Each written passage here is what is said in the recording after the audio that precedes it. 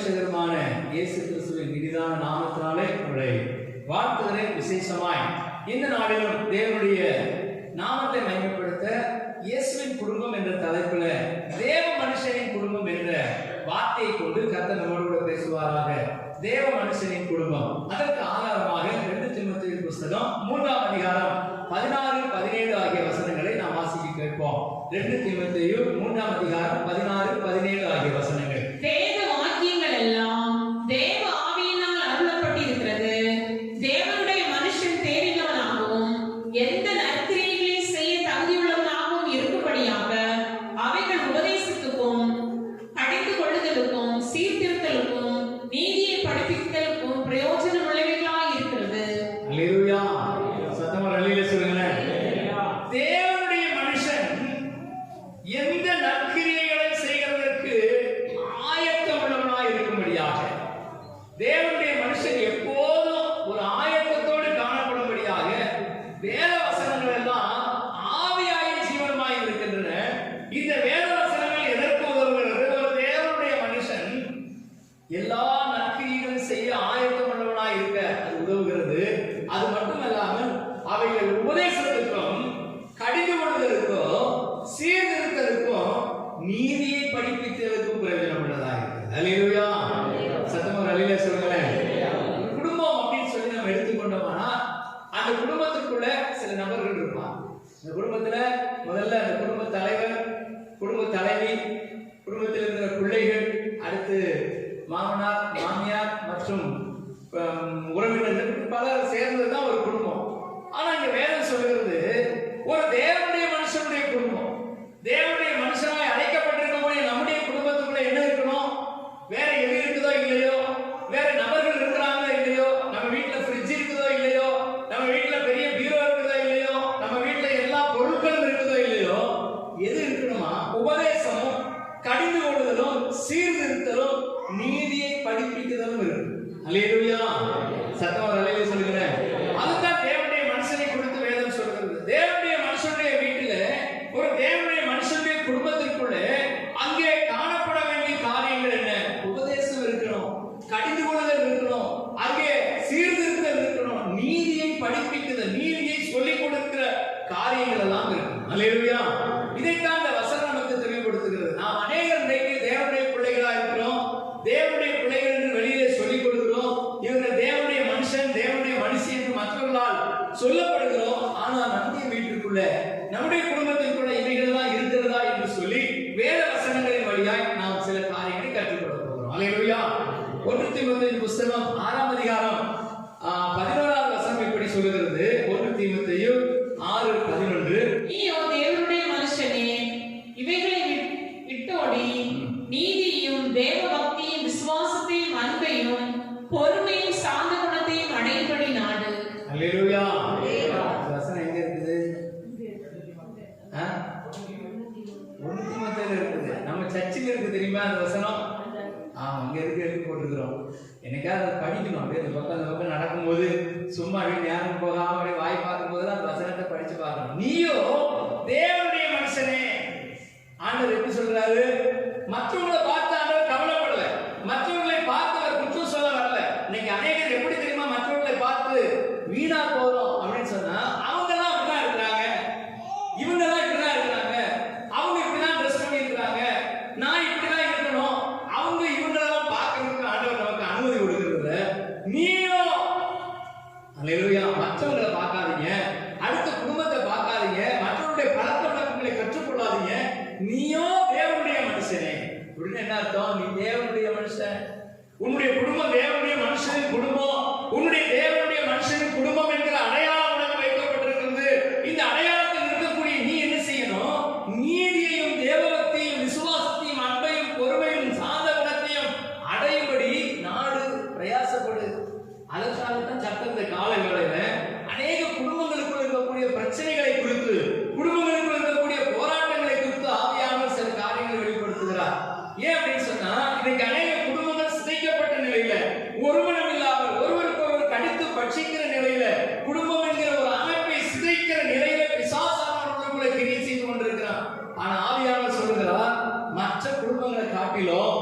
சொல்லுவோம், தேவனுடைய குடும்பம், நீங்க தேவனுடைய மனுஷனுடைய குடும்பம் இப்படித்தான் இருக்க வேண்டும் என்று சட்ட திட்டங்கள் நமக்கு கொடுக்கப்பட்டிருக்கு. அல்லேலூயா.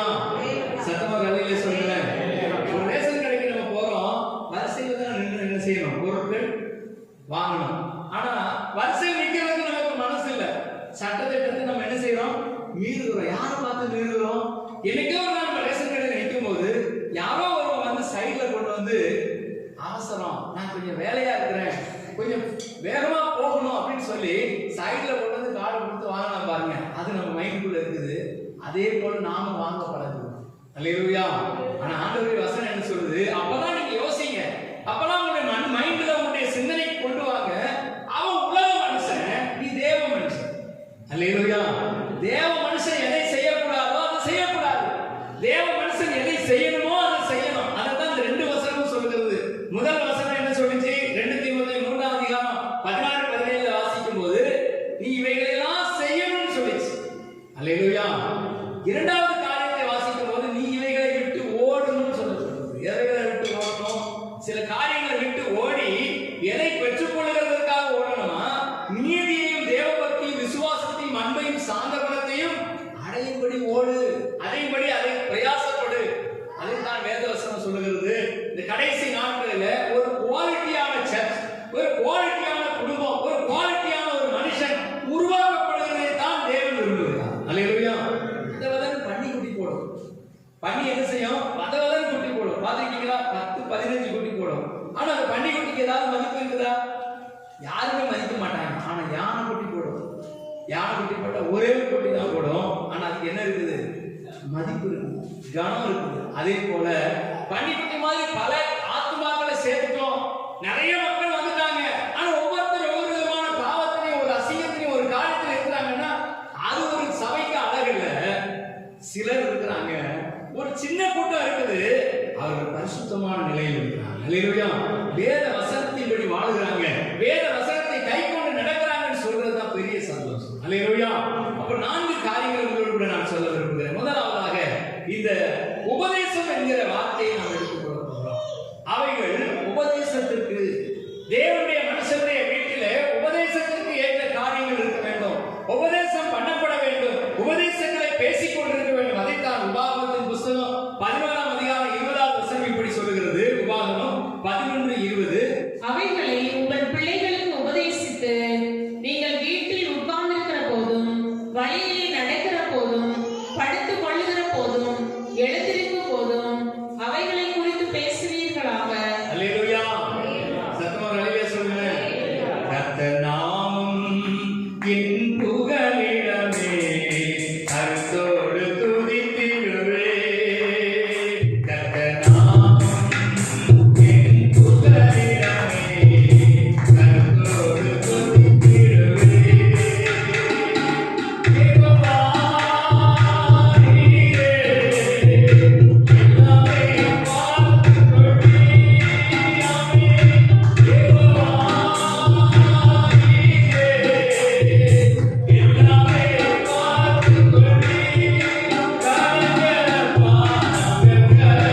தேவா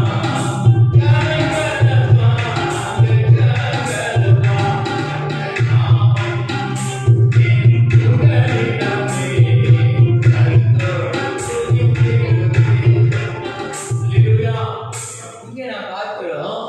இந்த வேதவசனம் என்ன சொல்லுகிறது? உபாகமம் 11:20 நான் வாசிக்கும் போது அவைகளை உங்கள் பிள்ளைகளுக்கு உபதேசம் பண்ணுங்க. வேத வசனங்களை வீட்டுல உபதேசம் பண்ணணும். ஒரு தேவனுடைய மனுஷனுடைய வீட்டுல உபதேசம் இருக்கணும். உபதேசத்தை குறித்து பேசணும். அவைகளை நீங்க நடக்கிற போதும், படுக்கிற போதும், உட்கார்ந்து இருக்கிற போதும் அவைகளை குறித்து பேச வேண்டும். அல்லேலூயா. அதுதான் தீமோத்தேயுல சொல்லும்போது சொல்றாரு, தேவனுடைய மனுஷனே உன் வீட்டுக்குள்ள வசனம் வந்து உபதேசமா இருக்கணும். அல்லேலூயா. உபதேசங்களை குறித்து பேசணும். உபதேசத்தை குறித்து உங்கள் பிள்ளைகளுக்கு கற்றுக் கொடுக்கணும். நம்ம இன்னைக்கு என்ன செய்யறோம் அப்படின்னா பிள்ளைகளுக்கு வேற எல்லாத்தையுமே கற்றுக் கொடுக்கணும். அல்லேலூயா. சத்தமா ஒரு அல்லேலூயா சொல்லுங்க. ஒரு வீட்டுல ஒரு சகோதரர் இப்படி சொன்னார், அந்த பையன்கிட்ட, நீ எல்லாத்தையும் கத்துக்கோ, வெளியில போய் எல்லாத்தையும் கத்துக்கிட்டு வா அப்படின்னு சொன்னான். அந்த பையன் வெளியில போய் என்னத்தை கத்துக்கிட்டு வந்தான்? என்ன கத்துக்கிட்டு வருவான் வெளியில போனா? பாவத்தையும் மீறுதலையும் அக்கிரமத்தையும் தாய் தகப்பனுக்கு கீழ்ப்படியாமே கத்துக்கிட்டு வந்தான். அல்லேலூயா. ஆனா என்ன செய்யணும், ஒரு தேவனுடைய மனுஷன் பிள்ளையை உட்கார வச்சு பிள்ளைக்கு அவன் என்ன செய்யணும், உபதேசம் பண்ணணும். அல்லேலூயா. ஆதியாகமத்துல 12ஆம் அதிகாரம் 19ஆம் வசனத்துல ஒரு மனுஷன் உபதேசம் பண்ணது குறித்து எழுதப்பட்டிருக்கு. வாசிப்போம். ஆதியாகமம் 18ஆம் அதிகாரம் 19ஆவது வசனம். கர்த்தர் ஆபிரகாமுக்கு சொன்னதை நிறைவேற்றும்படியாய் அவன் தன் பிள்ளைகளுக்கும் தனக்கு பின்வரும் தன் வீட்டாருக்கும் நீங்கள் நீதியையும் நியாயத்தையும் செய்து கர்த்தருடைய வழியை காத்து நடவுங்கள் என்று கட்டளையிடுவான் என்பதை அறிந்திருக்கிறேன் என்றார். அல்லேலூயா. சத்தமா ஒரு அல்லேலூயா சொல்லுங்க. ஆபிரகாமுக்கு பிள்ளைகளே இல்ல.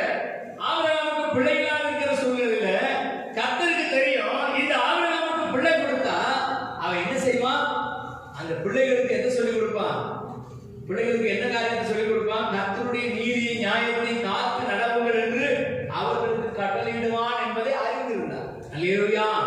சத்தமா அல்லேலூயா சொல்லுங்க. ஆண்டவர் நமக்கு ஒரு ஆசீர்வாதத்தை தரணும், ஏதோ ஒரு நன்மையை தரணும். அந்த நன்மையை தந்தா நீங்க என்ன செய்ய போறீங்க, ஒரு பைக் வேணும், எனக்கு ஒரு கார் வாங்கணும், ஒரு வீடு வாங்கணும், ஒரு நிலம் வாங்கணும், என்ன காரியத்தை வாங்கணும்னு நீங்க நினைத்தாலும் ஆண்டவர் எப்படி யோசிக்கிறார் தெரியுமா, இதை வாங்குறதுனால என்ன பிரயோஜனம் ஆண்டவர். அல்லேலூயா. சத்தமா அல்லேலூயா சொல்லுங்க. இதை வாங்கி ஆண்டவருக்கு எதை எப்படி பிரயோஜனப்படுத்துகிறார். அதுதான் இந்த ஆபிரகாமை குறித்து கர்த்தர் சொல்லும்போது, ஆபிரகாமுக்கு பிள்ளைகள் இல்லை, ஆனா அவன் பிள்ளைகளுக்கும் பிள்ளைகளுக்கும் பிள்ளைகளுக்கும் அவனுக்கு பின்வரும் சந்ததிக்கும் கர்த்தருடைய கற்பனைகளை கட்டளைகளை காத்து நடவுங்கள் என்று அவன் கட்டளையிடுவான். அல்லேலூயா. உபதேசம் பண்ணுவான். அவனுடைய குடும்பத்துக்குள்ள உபதேசம் இருந்தது. அவன் குடும்பத்தில் இருக்கிற தன்னுடைய சந்ததிக்கு, தன்னுடைய பின்வரும் சந்ததி மக்களுக்கு உபதேசத்தை போதிக்கிறவனா, உபதேசத்தை சொல்லிக் கொடுக்கிறவனா இருந்தான். அல்லேலூயா. சத்தமா அல்லேலூயா சொல்லுங்க. உலக மனிதனுடைய குடும்பம் வேற, தேவனுடைய மனுஷனுடைய குடும்பம் வேற. வித்தியாசத்தை நம்ம புரிந்து கொள்ளணும். உலக மனிதனுடைய குடும்பத்துல என்ன நடக்கும், அப்பாவை பார்த்தா எல்லாருக்கும் பயம். அந்த வீட்டுக்கு குடும்ப தலைவரை பார்த்தா எல்லாரும் என்ன செய்யணும், பயப்படணும். ஏன் அப்படின்னு சொன்னா அவர் சிங்கம். வெளியில இருந்து வரும்போது எப்படி வருவாரு, கோபமா வருவாரு. அப்பா வந்துட்டாரு, எதுக்கு வராரு, வீட்டுக்கு எதுக்கு வராரு, எல்லா பிள்ளைகளும் அடிக்க வராரு, குடிச்சிட்டு வந்து மனைவி அடிக்க வராரு. அதனால வீட்டுல இருக்கிற பிள்ளைகள்லாம் பயப்படுறாங்க. ஆனா தேவனுடைய மனுஷனுடைய வீடு உபதேசம் பண்ணுகிற வீடா இருக்குமானா அந்த உபதேசத்தை கேட்கிறதுக்கு பிள்ளைகள் ஆவலா இருப்பாங்க. அல்லேலூயா. அந்த உபதேசத்தை கேட்கிறதுக்கு பிள்ளைகளுடைய இருதயம் ஆயத்தமா இருக்கும். ஏனென்றால் இந்த தகப்பன், என்னுடைய தகப்பனார் வந்து எனக்கு உபதேசம் பண்ணுவார், சத்தியத்தை எடுத்து போதிப்பார், சத்தியத்தை எனக்கு சொல்லித் தருவார். நாங்கள் ஆவலாயை கற்றுக்கொள்ள போகிறோம். தேவனுடைய வழிகளில் எப்படி நடக்கிறது என்பதை எங்களுக்கு சொல்லித் தருவார். அல்லேலூயா. சத்தமா அல்லேலூயா சொல்லுங்க. தேவனுடைய வழிகளில் அவருடைய கற்பனைகள் நடக்கிறத பிள்ளைகளுக்கு என்ன செய்யணும், உபதேசம் பண்ணணும். ஒரு தேவனுடைய மனுஷனுடைய வீடு அப்படின்னு சொன்னா அந்த பிள்ளைகளுக்கு அதை சொல்லிக் கொடுக்கும் போது, அந்த பிள்ளைகளுக்கு அதை உபதேசம் பண்ணும்போது பிள்ளைகளும் ஏற்றுக்கொள்வாங்க. நாமும் அதில் நடக்கும். அல்லேலூயா.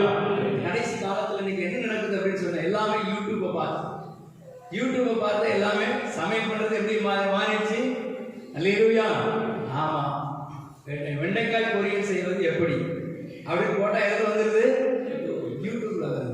ஆனா நிறைய பேர் செய்யறது சாப்பிடுற மாதிரி இருக்குதோ இல்லையோ, அவன் கடைசியா என்ன அப்படின்னு சொன்னா சொல்லி முடிச்சுட்டு கடைசியா சொல்லிடுவான், இதெல்லாம் செஞ்சு பார்த்துட்டு சாப்பிட்டு பார்த்துட்டு எங்களுக்கு கமெண்ட் பாக்ஸ்ல கமெண்ட் பண்ணுங்க. என்ன கமெண்ட் பண்ண போறீங்க? சிலர் என்ன பண்ணுவாங்க, செஞ்சு முடிச்சுட்டு கடைசியில கமெண்ட் பாக்ஸ்ல போடுவாங்க, நான் செஞ்சு பார்த்தேன் ஆனா சரியா வரல. அல்லேலூயா. அது சரியா வரல, வெண்டைக்காய் கரிஞ்சு போச்சு, கருப்பா மாறிடுச்சு. ஏன் அது சரியா வரல, அவன் சொன்னது சரியா என்ன செய்யல, ஃபாலோ பண்ணல, ஏதோ ஒரு மிஸ்டேக் நடந்துருச்சு. அதே போல எல்லா காரியத்தையும் யூடியூப்ல பார்த்து கற்றுக் கொடுக்கிறோம், யூடியூப்ல பார்த்து செய்ய பழகிட்டோம். ஆனா வசனம் என்ன சொல்லு தெரியுமா, ஆபிரகாம் தன் பிள்ளைகளுக்கு உபதேசம் பண்ணினான். எதை குறித்து உபதேசம் பண்ணினா, கர்த்தருடைய நீதி நியாயங்களை காத்து நடவுங்கள் என்று. கர்த்தருடைய நீதி நியாயங்கள் வழி இதுதான் என்பதை, கர்த்தருடைய நீதி இதுதான், அவருடைய நியாயங்கள் இதுதான், அவருடைய உண்மை இதுதான், அவருடைய ஆராதிக்கிற முறை இதுதான் என்பதை அவர் தன்னுடைய பிள்ளைகளுக்கு கற்றுக் கொடுத்தார். அல்லேலூயா. சத்தமா அல்லேலூயா சொல்லுங்க. ஆபிரகாமுடைய குமாரன் யாரு? யாரு? சந்தேகமா இருக்கும். ஈசாக்கு. ஈசாக்கு குறித்து ஒரு வேதம் சொல்லுது, ஈசாக்கு சாயங்கால வேளையில தியானம் பண்ண வெளியில போயிருந்தான். எங்க போயிருந்தா? தியானம் பண்ண. இந்த பழக்கம் எங்க இருந்து வந்திருக்கும் நீங்க நினைக்கிறீங்க? இந்த பழக்கத்தை யார் ஏற்படுத்தி விட்டது அவனுக்கு? ஈசாக்கு பாருங்க, ஈசாக்கு பெண் பார்க்கிறதுக்கு எலியேசர் புறப்பட்டு போறார். பெண் பார்க்கிறதுக்கு பெண்ணை கூட்டிட்டே வரார். வரும்போது பெண்ணை கையோட கூட்டிட்டு வந்துட்டாரு. நம்ம ஆளுங்களா இருந்தா என்ன பண்ணிட்டு இருந்திருப்பான்?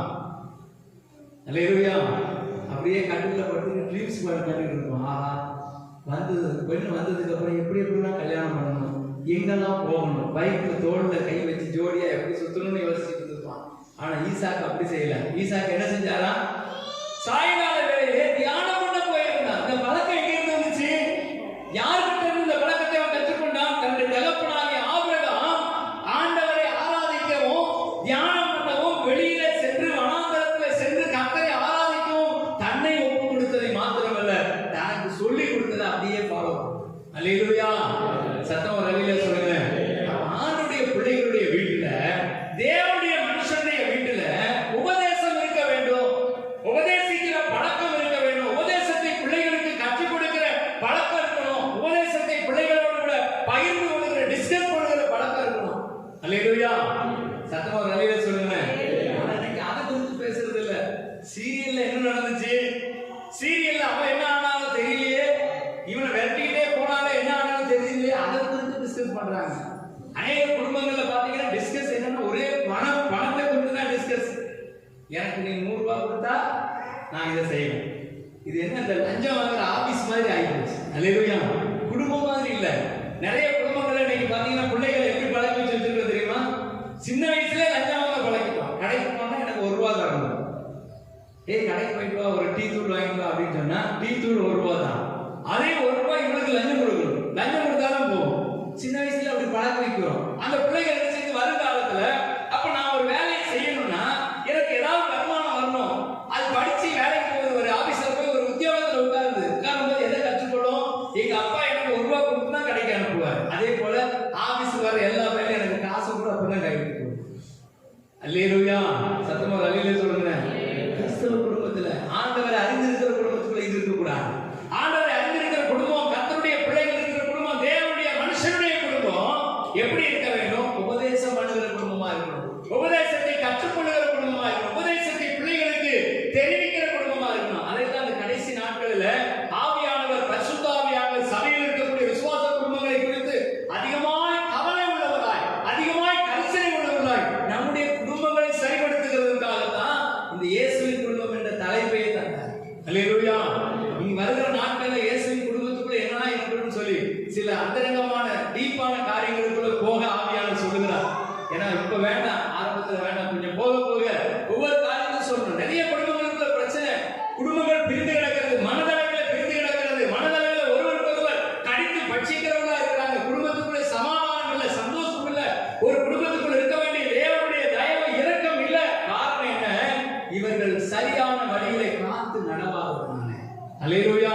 அடுத்து இரண்டாவதாக இன்னொரு காரியத்தை நாம் கற்றுக்கொள்ள போகிறோம். 2 தீமோத்தேயு புத்தகம் 3ஆம் அதிகாரம் 14வது வசனத்திலே நாம் வாசிக்கும் போது 2 தீமோத்தேயு 3:14 நீ கற்று நிச்சயித்துக் கொண்டவைகளில் நிலைத்திரு, அவைகளை இன்னாரிடத்தில் கற்றாய் என்று நீ அறிந்திருக்கிறதும் அல்லாமல் கிறிஸ்து இயேசுவை பற்றி மற்றும் விசுவாசத்தினாலே உன்னை ரட்சிப்புக்கு ஏற்ற ஞானம் உள்ளவனாகத்தக்கதாக பரிசுத்த வேத எழுத்துக்களை நீ சிறு வயது முதல் அறிந்தவன் என்று உனக்கு தெரியும். அல்லேலூயா. இங்க இரண்டாவது காரியம் என்ன சொல்லப்படுது? கடிந்து கொள்ளுதல். கடிந்து கொள்ளுதல் அப்படின்னு சொன்னா ஒருவருக்கு கடிந்து கொள்ளுதல்னா எனக்கு பிடிக்காது. அல்லேலூயா. எல்லாமே பிடிக்கும், ஆனா எது மட்டும் பிடிக்காது? உபதேசம் பண்ணா பிடிக்காது. ஆலோசனை கேட்கறது எந்த பிள்ளைகளுக்குமே பிடிக்காது. குடும்பத்துக்குள்ள என்ன இருக்கணும்? கடிந்து கொள்ளுதல் இருக்கணும். அதுதான் பவுல் அப்போஸ்தலன் தன்னுடைய சீசனாகிய தீமோத்தேயுக்கு எழுதும்போது சொல்றாரு, நீ கற்று நிச்சயித்துக் கொண்டவைகளிலே, நீ கற்று நிச்சயித்துக் கொண்ட என்ன காரியம்? என்ன கற்றுக்கொண்டாய்? என்னோடு கூட இருக்கிற நாட்களில் நான் உன்னோடு கூட இணைந்து ஊழியம் செய்யும் போது நீ என்னிடத்திலே கற்று நிச்சயித்துக் கொண்ட காரியத்தில் நீ எப்படி நிலைத்திருக்கிறாய்? ஒருவேளை என்னிடத்தில் நீ பார்த்த தவறான காரியங்கள், என்னிடத்திலே பார்த்த தவறான விஷயங்கள் உன்னை தவறான வழிக்கு நடத்துகிறதானா இன்றைக்கு கடிந்து கொண்டு அதுக்கு புத்தி சொல்றார். அல்லேலூயா. நீ கற்று நிச்சயத்திலே நிலைத்திரு. நீ என்னிடத்திலே பார்த்த உபதேசத்திற்குரிய காரியங்களா இருக்கலாம், என்னிடத்திலே பார்த்த உண்மையை குறித்து நீ பார்த்திருக்கலாம், என்னிடத்திலே பார்த்த பரிசுத்தத்தை குறித்து நீ பார்த்திருக்கலாம். இவைகளிலே நீ உண்மையா நிலைத்திரு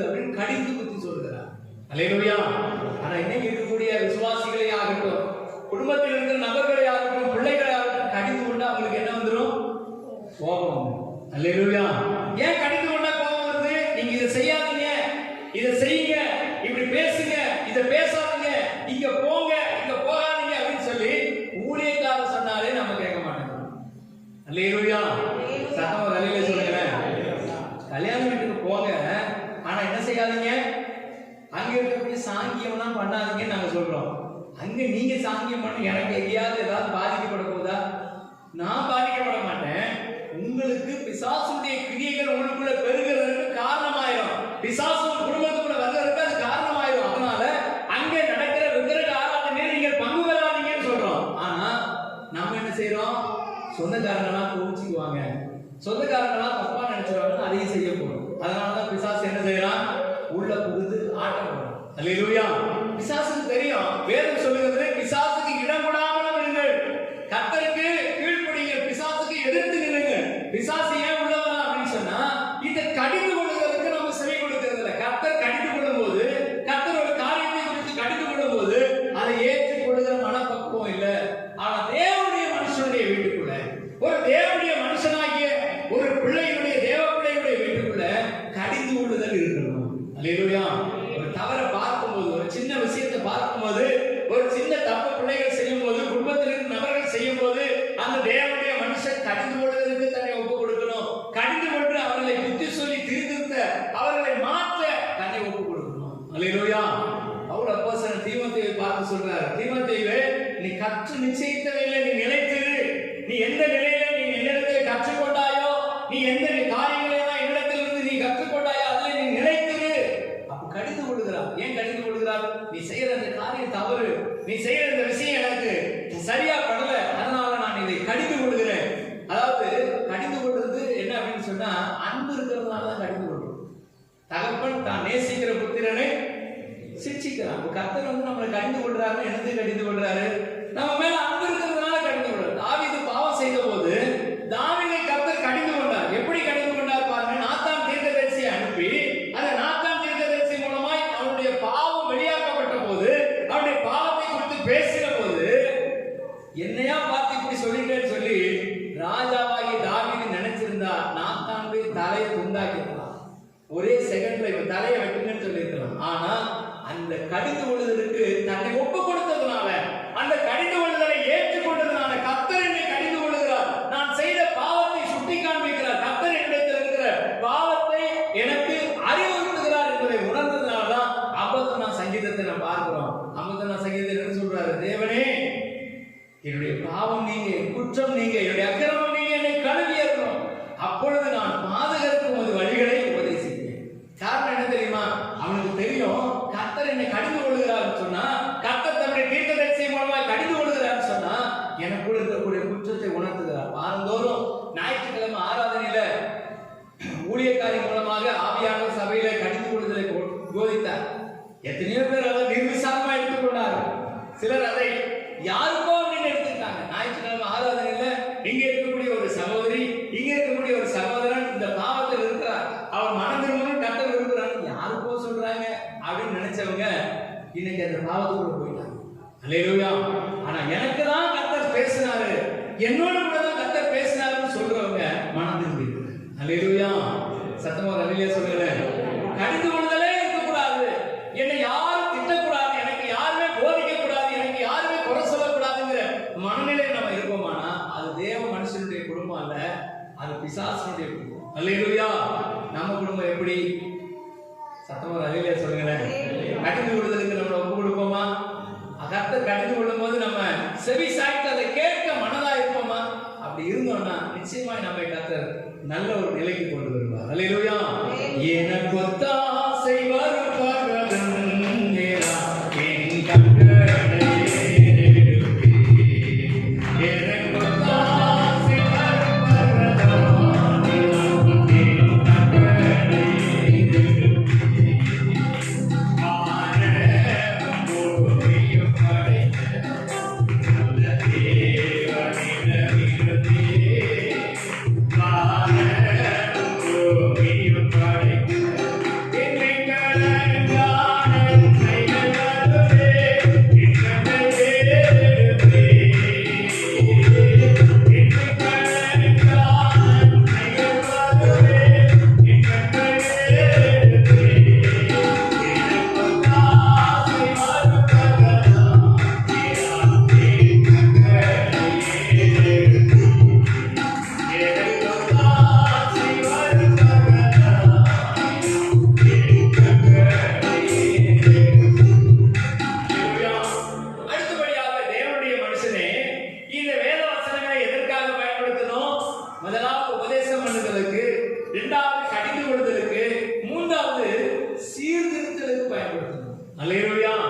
எரேமியா தீர்க்கதரிசன புத்தகம் 7ஆம் அதிகாரம் 3ஆம் வசனத்தில் நான் வாசிக்கும் போது எரேமியா 7:3 வாசிக்க கேட்போம். இஸ்ரவேலின் தேவனாகிய சேனைகளின் கர்த்தர் சொல்லுகிறார், உங்கள் வழிகளையும் உங்கள் கிரியைகளையும் சீர்படுத்துங்கள், அப்பொழுது உங்களை இந்த ஸ்தலத்திலே குடியிருக்க பண்ணுவேன். அல்லேலூயா. சத்தமா அல்லேலூயா சொல்லுங்க. இந்த கொரோனா வைரஸ் ஏன் தேசத்துக்கு வந்துச்சு? உலக நாடுகள் முழுவதும் கலங்கடிக்கக்கூடிய அந்த கொரோனா வைரஸை கர்த்தர் நினைச்சா தடுத்து நிறுத்திருக்கலாமே, இது பரவாம தடுத்திருக்கலாமே, ஏன் ஆண்டவர் அனுமதித்தார்? இன்னைக்கு அநேகருடைய கேள்வி அது. அநேகர் இப்படிதான் கேட்டுக்கிறாங்க, ஆண்டவரே ஏன் இந்த தேசத்துல இந்த கொள்ளை நோய், ஏன் இந்த தேசத்துல இப்படிப்பட்ட ஒரு அநியாயம், ஏன் இப்படிப்பட்ட அக்கிரமம்? ஆண்டவர் பாதத்தில் நின்று ஆண்டவர் பாதத்தில் அமர்ந்து நம்ம ஜெபிப்போமானா கர்த்தர் சொல்லுவாரு, சேனைகளின் கர்த்தர் சொல்லுகிறார், உங்கள் வழிகளை உங்கள் கிரியைகளை சீர்படுத்துங்கள். உங்களுடைய வழிகளும் உங்களுடைய கிரியைகள் சீர்படுத்தப்படுவதற்காக, தேவபக்தமாய் ஜனங்கள் திருப்பப்படுவதற்காக இவைகள் நான் அனுமதித்திருக்கிறேன். அப்பொழுது உங்களை இந்த ஸ்தலத்திலே குடியிருக்கப்படும். அல்லேலூயா. அல்லேலூயா சொல்றேன். ஆண்டவருடைய பிரின்சிபல் ஒரே ஒரு பிரின்சிபல் தான். இஸ்ரவேல் ஜனங்கள் அன்றைக்கு முரட்டாட்டம் பண்ணினார்கள், அந்நியருடைய கையில தேவன் ஒப்பு கொடுத்தார். நெகேமியா புத்தகத்தை நீங்க வாசிச்சு பாத்தீங்கன்னா, அங்க நெகேமியா புத்தகத்துல நெகேமியா ஜெபம் பண்ணுறார், தேவரே நானும் என் தகப்பன் வீட்டாரும் பாவம் செய்தோம். அவன் சொல்றான் பாருங்க, நான் என் தகப்பன் வீட்டாருடைய கற்பனைகளை மீறி நடந்தோம், உங்களுடைய வழிகளை காத்து நடவாமல் போனோம், அதனாலே தேவன் எங்களை அந்நியருடைய கையிலே ஒப்பு கொடுத்தீர். அல்லேலூயா. சத்தமா அல்லேலூயா சொல்லுங்க. ஏன் அந்நியருடைய கையில் ஒப்பு கொடுத்தாரு? ஏனையா இந்த அவமானம், ஏன் இந்த நிந்தை, ஏன் இந்த போராட்டம், ஏன் இந்த வியாதி, ஏன் இந்த பிரச்சனையோடு இருக்கிறேன் என்று கேள்வி கேட்கிற மக்களை பார்த்து கர்த்தர் சொல்லுகிறார், நீங்கள் கர்த்தருடைய கற்பனைகளை மீறி நடந்ததுனால, அந்த காரியங்களை எல்லாம் தேவனுடைய பார்வைக்கு பொல்லாப்பானதை செய்ததுனால இவைகள் நடந்தது. ஆனா ஆண்டவர் சொல்றாரு, இப்பொழுது ஒண்ணு கேட்டு போகல, நீங்க சீர்படுத்தப்படும் பொழுது, அல்லேலூயா, உங்கள் வழிகளை உங்கள் கிரியைகளை நீங்க சீர்படுத்துங்க. அப்போ சீர்திருத்தலுக்கு இந்த வேத வசனம் ஒரு தேவ மனுஷனுக்கு போதுமானதாய் பிரயோஜனம் உள்ளதாய் இருக்கு. அல்லேலூயா. குடும்பத்துக்குள்ள, நம்முடைய குடும்பத்தினுடைய நபர்களுக்குள்ள சீர்திருத்தல் ரொம்ப அவசியம். எதை சீர்திருத்தணும், என்ன காரியத்தை சீர்திருத்தணும் பாத்தீங்கன்னா, சில பிள்ளைகள் எப்படி இருப்பாங்க அப்படின்னு சொன்னா, ஆண்டவரை ஆராதிக்கிற விஷயத்துல, கர்த்தரை நேசிக்கிற விஷயத்துல, ஆண்டவருக்கு முக்கியத்துவம் கொடுக்கிற விஷயத்துல குறைவுட்டு இருப்பாங்க. அப்ப அவங்களுக்கு என்ன செய்யணும்? ஒரு சீர்திருத்தலை கொண்டு வரணும். ஒரு சீர்திருத்தலை கொண்டு வரும் பொழுது அந்த சீர்திருத்தங்கள் சபைக்குள்ள, ஊழியத்துக்குள்ள, குடும்பத்துக்குள்ளே மாற்றங்களை கொண்டு வரும். அல்லேலூயா. அந்த காலங்களில சபை உருவாக்கப்பட்டது பேதுரு என்று சொல்லக்கூடிய ஒரு அப்போஸ்தலன் மூலமாய் சபை உருவாக்கப்பட்டது. அல்லேலூயா. நமக்கெல்லாம் தெரியும், அப்போஸ்தலர் நடவடிக்கைகள் 2ஆம் அதிகாரத்தை வாசிக்கும் போது அங்கே அவர்கள் எல்லாரும் ஒவ்வொரு இடத்திலே கூடி வந்திருந்தார்கள். அப்பொழுது பலத்த காற்றடிக்கிற முழக்கம் போல ஒரு முழக்கம் உண்டாயிற்று. அப்பொழுது வானத்திலிருந்து ஒரு சத்தம் உண்டாயிற்று. அவர்கள் எல்லாரும் இருக்கிற வீடு முழுவதையும் அந்த பரிசுத்த ஆவியானுடைய பிரசன்னம் நிரப்பிற்று. அன்னைக்குதான் சபை உதயமாயிற்று. அல்லேலூயா. அன்னைக்குதான் சபை ஆரம்பிக்கப்பட்டது. அதனால அந்த சபை ஆரம்பிக்கப்பட்ட நாளாகிய ஞாயிற்றுக்கிழமையில இன்னைக்கு வரைக்கும் நம்ம ஆராதித்துக் கொண்டிருக்கிறோம். அல்லேலூயா. ஆனா போக போக என்ன நடந்துச்சு அப்படின்னு சொன்னா, சபைக்குள்ள தேவையில்லாத காரியங்கள் எல்லாம் உள்ள வர ஆரம்பிச்சு. என்ன தேவையில்லாத காரியங்கள்? சபையினுடைய உபதேசத்தை விட்டுவிட்டு, சத்தியத்தை விட்டுவிட்டு, தேவ நீதியை விட்டுவிட்டு சடங்காச்சாரங்கள் சபைக்குள்ள உள்ள வர ஆரம்பிச்சது. அது சடங்காச்சாரங்கள் ஒன்றுதான் பாவ மன்னிப்பு சீட்டு. பாவ மன்னிப்பு சீட்டுன்னு ஒரு சீட்டை உருவாக்குனாங்க அந்த நாட்கள் இருந்த போதகர்கள். என்ன அப்படின்னு சொன்னா, ஒரு மனுஷன் பாவம் செஞ்சுட்டான், ஒரு சின்ன திருட்டு பண்ணிட்டான், ஒரு 1000 ரூபாய் திருடிட்டான், அவனுக்கு மனசாட்சி கொடுக்குது, நேரா வந்து பாஸ்டர் வந்து ஒரு 100 ரூபாய் கொடுத்து ஒரு சீட்டு வாங்கிட்டா போதும். 100 ரூபாய்க்கு ஒரு சீட்டு. அந்த 100 ரூபாய் சீட்டை அவர் கொடுத்த உடனே அந்த சீட்ல எழுதி கொடுத்த பாவம் மன்னிக்கப்படுச்சு. அல்லேலூயா. ஒரு 5000 ரூபாய் ஆட்டை திருடிட்டான், 5000 ரூபாய் ஆடை ஒருத்தன் திருடிட்டு வந்துட்டான், 500 ரூபாய் கொடுத்து ஒரு சீட்டு வாங்கிட்டா போதும், அந்த பாவம் மன்னிக்கப்பட்டுச்சு. இது நல்லா இருக்குதா? இந்த சிஸ்டம் நல்லா இருக்குதா இல்லையா? மக்களுக்கு இது ரொம்ப நல்லா இருந்துச்சு. உடனே எல்லாரும் ஆளாளுக்கு பாவம் செய்வான், வந்து ஒரு சீட்டு வாங்கிடுவான். இதை ஒரு மனிதர் எதிர்த்தார். அல்லேலூயா. இது என்ன காரியம்? இது தேவனுடைய நீதியை விட்டு விளங்குகிற காரியமா இருக்குது. சபைக்கு வேணுமானா பணம் சேரலாம், ஆனா ஜனங்களுக்குள்ள பாவம் சேர்க்கிறது. சபைக்கு வேணா வருமானம் வரலாம், ஆனா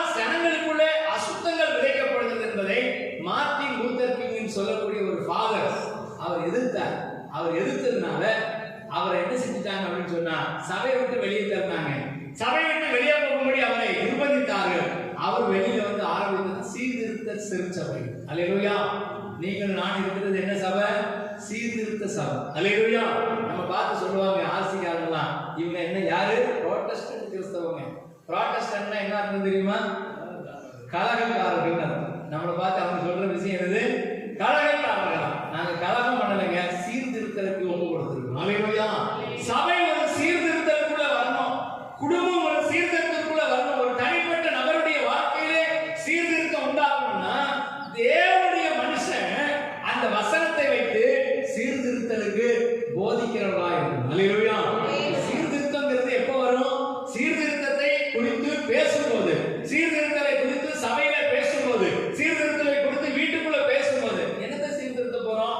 நம்ம வீட்டுல இது வரைக்கும் குடும்ப ஜெபம் இல்ல, அதிகாலையில் நம்ம ஜெபிக்கிறது இல்ல. இனிமே நம்ம என்ன செய்யணும்? அதிகாலையில் ஜெபிக்கணும், குடும்ப ஜெபம் பண்ணணும், கர்த்தருக்கென்று ஊழியம் செய்யணும், ஆத்துமாக்களை ஆதாயம் பண்ணணும், கர்த்தருக்கென்று தசமபாகம் கொடுக்கணும். இது எல்லாத்தையும் வீட்டுக்குள்ள கொண்டு வரணும்.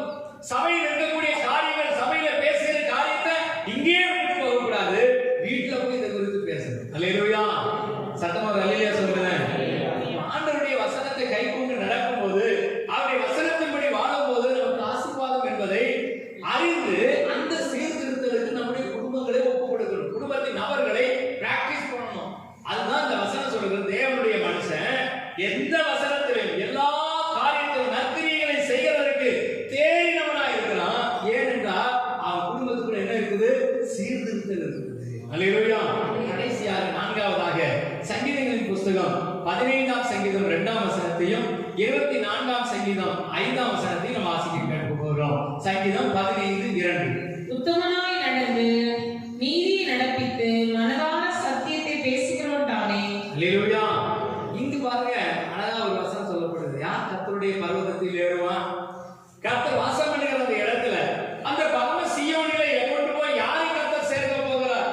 யார் அந்த தேவனுடைய சர்வமாகிய பரலோக வாக்கியத்தை பெற்றுக்கொள்ள போறாங்க? இங்க கர்த்தாவே கர்த்தாவே கூப்பிடுகிறவர்கள் அல்ல, இங்கே பூமியில எல்லாரும் புகழப்படுகிறவர்கள் அல்ல. யார் போவாங்களா? வசனம் சொல்லுது, உத்தமனாய் நடந்து நீதியை நடப்பித்து மனதார சத்தியத்தை பேசுகிறவன் தானே. நல்லா கவனிச்சு பாருங்க. அவருடைய வாழ்க்கையில நீதியை நடப்பிக்கிறது. நீதியை நடப்பிக்கிறதுன்னா என்னது? சும்மா பேசுகிறது அல்ல. பாருங்க, ஆண்டவராகிய இயேசு கிறிஸ்து உயிரோடு கூட இருந்தார். எத்தனை பேருக்கு தெரியும்? சத்தமா தலையிலே சொல்லுங்களேன். இயேசு கிறிஸ்து உயிர்த்தெழுந்தார்ன்ற செய்தி நமக்கு தெரியறதுக்கு முன்னாடி அவருடைய சீசர்களுக்கு தெரியும். எப்படி தெரியுமா? இயேசு கிறிஸ்து தான் உயிரோடு இருக்கிற நாட்களிலே சொல்லிட்டாரு, நான் இந்த மாதிரி பிடிக்கப்பட்டு அடிக்கப்பட்டு சிலுவையில் அறையப்பட்டு 3ஆம் நாளிலே உயிரோடு கூட எழும்புவேன்னு சொன்னார். இது எல்லாரும் கேட்டாங்களா கேட்கலையா? அவ்வளவு பேர் கேட்டாங்க. இங்க இருந்த சீசர்கள் 12 பேர் கேட்டாங்க, அவரோடு கூட இருந்தவங்க கேட்டாங்க. ஆனா இயேசு கிறிஸ்து சிலுவையில் அறையப்பட்டு கல்லறையில் வைக்கப்பட்ட போது 3ஆம் நாள் அதிகாலையிலே கல்லறைக்கு சுகந்த வர்க்கங்கள் இருக்கணும்படி மகதலேனா மரியாள் எதுக்கு போறா? அந்த கல்லறைக்கு எதுக்கு போறா? இயேசு உயிர் தெழுந்தார்னு பார்க்க போறாரு. ஏன்னா இயேசு கிறிஸ்து சொல்லியிருக்கிறாரு, நான் உயிர் தெழுந்து 3ஆம் நாள்ல உயிரோடு கூட எழும்புவேன்னு சொன்னாரு. ஆனா அதெல்லாம் அவங்களுக்கு மறந்துச்சு. அவன் இங்க போற கல்லறைக்கு சுகந்த வர்க்கம் விடுபடி போனான். சுகந்த வர்க்கம் விடுபடி போனா அங்கே கல்லறை திறந்திருக்கிறதை கண்டு இயேசுவின் சரீரத்தை காணவில்லை. காணவில்லையா யோசிக்கணும் இல்லையா? இயேசுவின் சரீரத்தை காணலையா? அப்ப இயேசு உயிர்த்தெழுந்து இருப்பார் அப்படின்னு யோசிக்கல. வெளியில வந்து கேட்கிறா, என் இயேசு கிறிஸ்துவை வைத்த இடத்தில் அவரை காணவில்லை. ஐயா தோட்டக்காரரே, அங்க ஒரு ஆள் இருக்கிறாரு. அவர் பார்த்து சொன்னா, தோட்டக்காரரே. ஏன் தெரியுமா தோட்டக்காரன்னு சொன்னா? யாருக்காவது யோசிச்சு பார்த்துருக்கீங்களா? அல்லேலூயா. இந்த ரகசியத்தை உங்களுக்கு சொல்றேன். இயேசு கிறிஸ்து உயிர் தெழுந்த பிறகு அவருடைய முகரூபம் மாற்றப்பட்டிருந்தது. அவருடைய முகரூபம் ஏற்கனவே இருந்தது போல இல்லை. அவருடைய முகரூபம் மாற்றப்பட்டிருந்ததுனால அந்த மகிமையின் சாயலை பார்த்து, அந்த மகிமையின் முகரூபத்தை பார்த்து இவனுக்கு அடையாளம் தெரியல. அடையாளம் தெரியாம தோட்டக்காரரே, இங்க வைக்கப்பட்டிருந்த இயேசு கிறிஸ்து யாரோ எடுத்துட்டு போயிட்டாங்க, நீங்க பாத்தீங்களா? அல்லேலூயா. உடனே இயேசு கிறிஸ்து அவருடைய கண்களை திறந்தார்கள். அல்லேலூயா. கண்களை திறந்த உடனே பாதத்தில் விழுந்து வணங்கி ரபூனி அப்படின்னு சொல்றார். உடனே அவர் பயந்து நடுங்கி, என்ன காரியத்துக்காக பயப்பட? இயேசுவின் சரீரத்தை யாரோ திருடி கொண்டு போய் விட்டார்கள் பயப்படுகிறார். அதே நேரத்தில் சீசர்கள் எல்லாரும் கூட்டி இருக்கிற வீட்டுக்குள்ள வீட்டுக்குள்ள உட்கார்ந்து இயேசுவை பிடித்தவர்கள் நம்மையும் பிடித்து விடுவார்கள் என்று பயந்து கொண்டிருக்கிறாங்க. ஆனா இயேசு கிறிஸ்து சொன்னதெல்லாம் உண்மை. உயிர் தெழுந்து 3ஆம் நாளில் வருவேன் என்று சொன்னதெல்லாம் உண்மை. ஆனா அந்த உண்மையை ஏற்றுக்கொள்வதற்கு அவருடைய மனது என்ன செய்யல?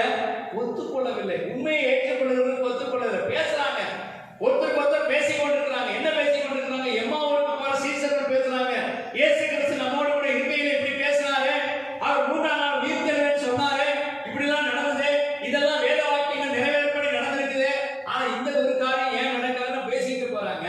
பேசிக்கிட்டு போனாலும் அதை செய்யணும்னு தோணும். அல்லேலூயா.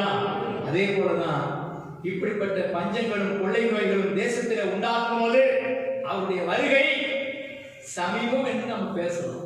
எத்தனை பேர் நமக்கு தெரியும் இப்படி இந்த கொள்ளை நோய் வரும்போது ஆண்டவர் சீக்கிரம் வரப்போறான்னு சொல்றோம்னா எல்லாரும் நல்ல சொல்லுங்க. அல்லேலூயா. ஆண்டவர் வரப்போறாரா இல்லையா? சீக்கிரம் வரப்போறாரா இல்லையா? அப்ப வரப்போறான்னு நம்ம பேசுறோம். ஆனா வர்றதுக்கு என்னைக்காவது ஆயத்தமா இருக்கிறோமா? இன்னைக்கு வந்தா, இப்ப வந்தா நம்ம போயிடுவோமா? அதான் தேவ நீதி. அல்லேலூயா. தேவ நீதியை ஒரு மனிதன் செய்யாம, பைபிள் சொல்லுகிறது, ஒரு மனிதன் பரலோகத்துக்கு போகணும், பரலோகத்துல போய் தேவனோடு சஞ்சரிக்கணும்னா உத்தமனாய் நடந்து நீதியை நடைபிடித்து மனதார சத்தியத்தை பேசுகிறவன் மட்டும்தான் போகணும். இன்னொரு வசனத்தை வாசிப்போம். சங்கீதம் 24:5 சொல்லப்பட்டிருக்கிறது. 24ஆம் சங்கீதம் 5வது வசனம். அவன் கர்த்தரால் ஆசீர்வாதத்தையும் தன் ரட்சிப்பின் தேவனால் நீதியையும் பெறுவான். அல்லேலூயா. சத்தமா அல்லேலூயா சொல்லுங்க. தேவனுடைய மனுஷனுடைய வீட்டுல 4 காரியம் இருக்கும். முதல் காரியம் என்ன? உபதேசம் இருக்கணும். 2வது கடிந்து கொள்ளுதல் இருக்கணும். 3வது சீர்திருத்தல் இருக்கணும். 4வது தேவ நீதி. அல்லேலூயா. ஞானஸ்நானமே தேவ நீதி. அதையே எடுக்கிறதுக்கு நிறைய பேருக்கு நல்ல மனதில்லை. ஏன்? ஞானஸ்நானம் எடுத்தா என்ன செய்ய முடியாது? சினிமா பார்க்க முடியாது. ஞானஸ்நானம் எடுத்தா பீடி குடிக்க முடியாது. ஞானஸ்நானம் எடுத்தா குடிக்க முடியாது. ஞானஸ்நானம் எடுத்தா தவறான காரியத்தை செய்ய முடியாது. அதனால ஞானஸ்நானத்தை தள்ளி போடுவோம். ஞானஸ்நானம் எடுக்காமலே ஒரு குடும்பம் நம்ம சபையில் இருந்தாங்க, ரொம்ப வருஷமா இருந்தாங்க. கேட்கும் போதெல்லாம் சொல்லுவாங்க, ஞானஸ்நானம் நாங்கள் அப்புறமா எடுத்துக்கிறோம். ஏன் தெரியுமா? திடீர்னு ஒரு காத்து அடிச்சது, ஆர்சியில இருந்து அவரை கூப்பிடாங்களாம். ஆர்சி சர்ச்சுக்கே போயிட்டாங்க. ஏன்னா ஞானஸ்நானம் எடுத்தா போக முடியுமா? மனசாட்சி உறுத்தும். அதனால இவங்க ரொம்ப சேஃபா இருக்கிறாங்களாமா. ஞானஸ்நானம் எடுத்து ஆண்டவருடைய கற்பனைகளை நீதியை நிறைவேற்றாம அவங்க ரொம்ப சேஃபான தூரத்தில் இருக்கிறாங்களா. திடீர்னு ஒரு காற்று அடிச்சு அங்க போனா போய்க்கிறாங்க. அல்லேலூயா. சத்தமா அல்லேலூயா சொல்லுங்க. தவறான அணுகுமுறை. வேதம் சொல்கிறது, ஒரு தேவனுடைய மனுஷனுடைய வீட்டுக்குள்ள 4 காரியத்துல ஒன்று தேவனுடைய நீதி. இது தேவனுடைய நீதியை படிப்பிக்கிற காரியங்கள் இருக்கணும். இந்த நீதியை சொல்லிக் கொடுக்கிற காரியம் இருக்கணும். இந்த நீதியை ஒருவருக்கு ஒருவர் நிறைவேற்றி இந்த தேவ நீதியின்படி நடக்க கர்த்தர் நமக்கு உதவி செய்யும். அல்லேலூயா. அநேகருக்கு ஆலோசனை சொல்வேன். யாராவது கேட்பாங்க, பிரதர் பாஸ்டர் என்னை திட்டாங்க, என்னை இப்படிலாம் கெட்ட வார்த்தை சொல்லி திட்டாங்க, என்ன செய்யலாம் அப்படின்னு கேட்டா பதிலுக்கு அதே மாதிரி திட்டு அப்படின்னு நான் சொல்லி கொடுத்ததே இல்லை. என்ன தெரியுமா சொல்லுவேன்? அவங்க வேணா திட்டிட்டு போட்டோம், அவங்க வேணா இப்படி திட்டிட்டு போகட்டும், உங்க வாயினால நீங்க என்ன செய்யாதீங்க? தேவ நீதியை மீறாதீங்க. அல்லேலூயா. அவங்க இப்படி பண்ணிட்டாங்க, எனக்கு துரோகம் பண்ணிட்டாங்க, எனக்கு இப்படிப்பட்ட வேண்டாத காரியத்தை செஞ்சுட்டாங்க, செஞ்சுட்டு போகட்டும், நீங்க கவனமா இருங்க, நீங்க தேவ நீதியை மீறாம நடக்க பாருங்க அப்படின்னு சொல்லு. அல்லேலூயா. ஏன் தெரியுமா? ஆண்டவருடைய பார்வையில அவன் திட்டினாலும் சரி, அவனுக்கு அநியாயம் செஞ்சாலும் சரி, மற்றவனுக்கு துன்பப்படுத்தினாலும் சரி, நாம தேவ நீதியை விட்டு மீறி நடக்கவே கூடாது. அல்லேலூயா. சத்தமா அல்லேலூயா சொல்லுங்க. அவங்க திட்டினாலும் நான் திட்டுவேன், அவங்க எனக்கு தீமை செஞ்சா நானும் தீமை செய்வேன், அவங்க எனக்கு துரோகம் பண்ண நானும் துரோகம் பண்ணுவேன். இது பிசாசுடைய குணம். அல்லேலூயா. ஆனா வேதம் என்ன சொல்லுது? தேவனுடைய நீதி எப்ப கிடைக்குமா? அவன் கர்த்தரால் ஆசீர்வாதத்தையும் தன் ரட்சிப்பின் தேவனால் நீதியும் பெறுவான். அப்ப இந்த 4 காரியங்களை மனதில் வைத்து நாம் தேவனுடைய மனுஷனின் குடும்பமா எல்லா இடத்துலையும், ஒரு வேலைக்கு போற இடத்துல, நம்ம சொந்தக்காரங்களை சந்திக்கிற இடத்துல, தேவ பிள்ளைகள் கூடியிருக்கிற இடத்துல, உலக மனிதர்களோடு கூட பழகிற இடத்துல, எல்லா இடத்துலையும் உங்களுக்கு மனசுல இருக்கணும், நான் ஒரு தேவனுடைய மனுஷன். அல்லேலூயா. நான் ஒரு தேவனுடைய மனுஷன். நான் தேவனுடைய மனுஷனா இருந்தா இதை செய்யலாமா? நான் தேவனுடைய மனுஷியா இருந்தா இப்படி பேசலாமா? நான் தேவனுடைய மனுஷனா இருந்தா இப்படி சிந்திக்கலாமா? தேவனுடைய மனுஷியா இருந்தா இப்படி சிந்திக்கலாமா? அல்லேலூயா. சத்தமா அல்லேலூயா சொல்லுங்க. பைபிள் சொல்லுது, ஒரு ஸ்திரீயை இச்சையோடு பார்க்கிற எவனும் அவளோடு, யாருடைய கட்டளை இது? ஏசப்பாவுடைய கட்டளை. அல்லேலூயா. பைபிள் சொல்ற இந்த வார்த்தையை நம்ம மனசுல வச்சிருக்கிறோம். ஒரு சகோதரருக்கு நான் இந்த வசனத்தை ஃபேஸ்புக்கில் போட்டு விட்டேன். அவர் உடனே அழுதுட்டார். அழுது மாதிரி சிம்பிள் போட்டு விட்டார். ஏன் தெரியுமா? இன்னைக்கு எதுக்காக இன்னைக்கு இந்த உலகம் ஓடிக்கொண்டிருக்கிறது? இந்த உலகத்தினுடைய காரியம் எதற்காக ஓடிக்கொண்டு? தேவ மகிமையற்றவர்களாக, தேவனை விட்டு ஜனங்களை தூரம் போக்குகிறவர்களாக, மோசம் போக்குகிறவர்களாக சத்துரு சாத்தான் இந்த உலகத்துல வந்து இறங்கி இருக்கிறான். நாம உஷாரா இருக்கணும். அவன் செய்யலாம், இவன் செய்யலாம், அவன் செய்யலாம், இவன் செய்யலாம், ஆனா நான் செய்யறேன். அல்லேலூயா. ஏன்னா நான் தேவனுடைய மனுஷி, நான் தேவனுடைய மனுஷன்.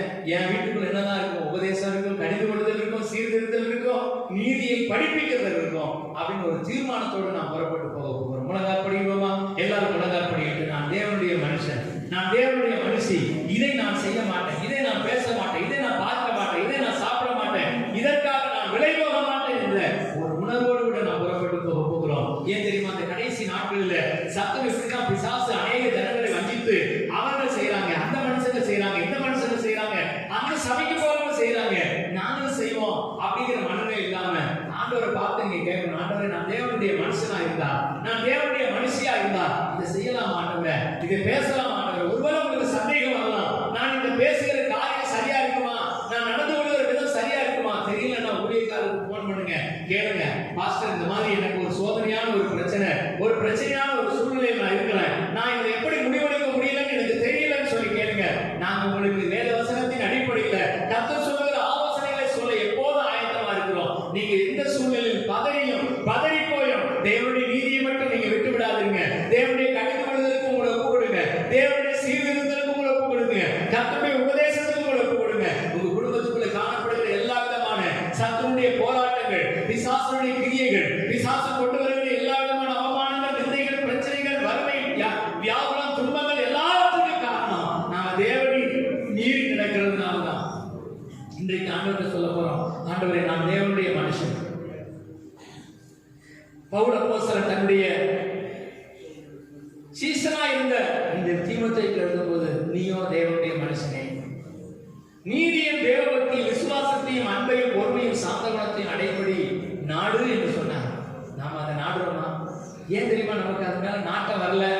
ஏன் நமக்கு அது மேல விருப்பம் வரல? வேற ஏதோ ஒரு விருப்பத்தில் இருக்கிறோம், வேற ஏதோ ஒரு காரியத்தை நாம் பிடித்துக் கொண்டு இருக்கிறோம். இன்றைக்கு ஆவியானவர் உங்களுக்கு சொல்லுகிறார், பரிசுத்த ஆவியானவர் ஒரு எச்சரிக்கை நமக்கு சொல்லுகிறார். இதோ ஒரு மகா வறட்சியான காலம் வரப்போகிறது. மகா வறட்சியான காலங்களுக்குள்ளே நீங்கள் கடந்து வரப்போகிறீர்கள். இனிமேல் இப்படியே இருந்து கொண்டிருந்தா, இனிமேல் இப்படியே நடந்து கொண்டிருந்தா, இனிமேல் இப்படியே வாழ்ந்து கொண்டிருந்தா உங்களுடைய ஆத்மா நஷ்டப்பட்டு போகும், உங்களுடைய ஆத்மா தொய்ந்து போகும். என் அன்பான சகோதரனே, சகோதரியே, உங்களுடைய வாழ்க்கையில் ஆசீர்வாதத்தை நன்மையை தருகிறதற்கு இந்த கொரோனா காலங்களிலே கூட, இந்த வைரஸ் பாதிப்பின் காலங்களில் கூட உங்களை ஒரு குடும்பத்தை பாதுகாக்கிறதற்கு அவர் உண்மையுள்ள தேவனாக இருக்கிறார். நீங்க செய்ய வேண்டியதுதான் ஒரே ஒரு காரியம் மட்டும்தான், தேவநீதி. ஆண்டவரே, நாம் செய்யறது தேவநீதியா இருக்குமா? பரிசுத்த ஆவியானவரே என்னை வழிநடத்துங்கப்பான்னு சொல்லுங்க பார்க்கலாம். பரிசுத்த ஆவியானவரை வழிநடத்துகிறதுக்கு உண்மையுள்ளவராக இருக்கிறார். அவர் வந்து சகல சத்தியத்திற்குள் நம்மை நடத்துவார் என்று எழுதப்பட்டிருக்கிறது. பாவத்தை குறித்து, நீதியை குறித்து அவர் கண்டித்து உணர்த்துவார் என்று எழுதப்பட்டிருக்கிறது. அவர் நமக்காக வாக்குக்கடங்காத பெருமூச்சுகளோடு வேண்டுதல் செய்வார் என்று எழுதப்பட்டிருக்கிறது. அந்த பரிசுத்த ஆவியானவருக்கு கொடுத்து எல்லாரையும் படி ஆவியில் நிரம்பி, பரிசுத்த ஆவியானவரே என்னை நடத்துங்கப்பான்னு சொல்ல போகிறோம். பரிசுத்த ஆவியானவர்களை சத்தியத்தில் நடத்துங்கப்பா சொல்ல போகிறோம், உபதேசத்தில் நடத்துங்கப்பா சொல்ல போகிறோம், கடிந்து கொள்ளுதலை நடத்துங்கப்பா சொல்ல போகிறோம், சீர்திருத்தலை நடத்துங்கப்பா சொல்ல போகிறோம், நீதியை படிப்பிக்கைகளை நடத்துங்கப்பா சொல்ல போகிறோம். எல்லா விசுவாசத்தோட ஆவியானவருடைய துணையோடு விட, பரிசுத்த ஆவியானவருடைய வல்லமையோடு விட இன்றைக்கு நான் புறப்பட்டு போகிற பொழுது, ஆண்டவரே, எனக்குள்ளே நான் ஒரு தேவனுடைய மனுஷன், நான் ஒரு தேவனுடைய மனுஷன் என்கிற உணர்வை எனக்குள்ள தாங்கப்பான்னு சொல்லி கேட்க பார்க்கலாம். எல்லாரும் கேளுங்க, ஆண்டவரே, நான் ஒரு தேவனுடைய மனுஷன், நான் ஒரு தேவனுடைய மனுஷி. ஆண்டவரே, எனக்குள்ள தேவன் விரும்புகிற குணாதிசயங்களை தவிர தேவன் விரும்பாத அசுத்தங்கள் எல்லாம் எடுத்து போடப்படட்டும் ஐயா. தேவன் விரும்பாத பார்வை வேண்டாம், தேவன் விரும்பாத சிந்தனைகள் வேண்டாம், தேவன் விரும்பாத அசுத்தம் வேண்டாம், தேவன் விரும்பாத பணாசை வேண்டாம், தேவன் விரும்பாத எந்த காரியமும் எனக்குள்ளே குடும்பத்துக்குள்ளே வராது இருப்பதாக. ஹல்லேலூயா. ரபா ஷகனபா ரபா ரபா. ஆவியானவரே, வல்லமை வல்லமை வல்லமை இப்பொழுது உயிர்த்தெழுந்த நசரேயனாகிய இயேசு கிறிஸ்துவின் வல்லமை இப்பொழுது நம்ம நிரப்பட்டு எல்லாரும் கரங்களை தட்டி ஆவியானவரை மேம்படுத்தும். பரிசுத்த ஆவியானவர் தம்முடைய வல்லமையினால, தம்முடைய மகிமையினால, தம்முடைய பிரசன்னத்தினால நம்மை நிரப்பிக்கொண்டே இருப்பார். ஹல்லேலூயா. வல்லமை உண்டே உண்டே இயேசுவே ரட்சகா. வல்லமை உண்டே உண்டே இயேசுவே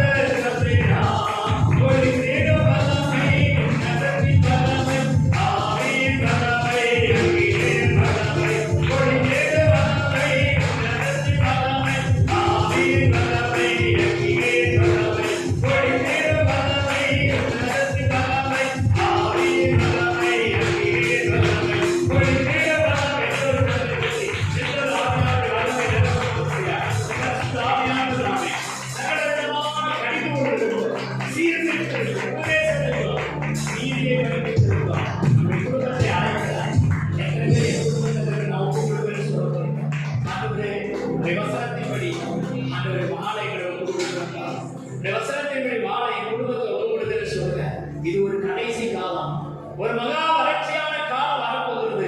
அந்த காலத்துல நீங்க கர்த்தருக்கு இருந்து பிரகாசிக்கணும்னா, கர்த்தர் சொல்லுகிற வார்த்தைக்கு கீழ்ப்படிந்து நடக்கணும்னு சொன்னா, இவைகளை நீங்கள் கை கொண்டு நடக்கும்போது நிச்சயமாய் கர்த்தரை ஆசீர்வதிக்கிறார். அவர் தன்னுடைய ரட்சிப்பின் தேவனாலே ஆசீர்வாதத்தையும் நீதியை பெறுவான் என்று வேதத்தில் வாசிக்கிறோம். சங்கீதம் 24:5 வாசிக்கிறோம். நம்முடைய ரட்சிப்பின் தேவன் நம்மை ஆசீர்வதித்து தேவ நீதியில நடத்த நம்மை உண்மையுள்ளவராக இருக்கிறார். ஒப்பு கொடுக்கிற ஒவ்வொருவரும் மேலும் பரிசுத்த ஆவியான தன்னுடைய வல்லமையை ஊற்றுவார், அபிஷேகத்தை ஊற்றுகிறார். தேவ மகிமையோடு சொல்லிக் கொள்வதா இயேசு கிறிஸ்துவின் உன்னதமான நாமத்தில் எழுதுகிறோம் எங்கள்